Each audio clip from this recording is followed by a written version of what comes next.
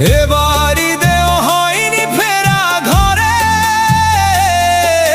প্রিয়জন ছাড়া ঈদ কাটে মোর একলা অচিনপুরে।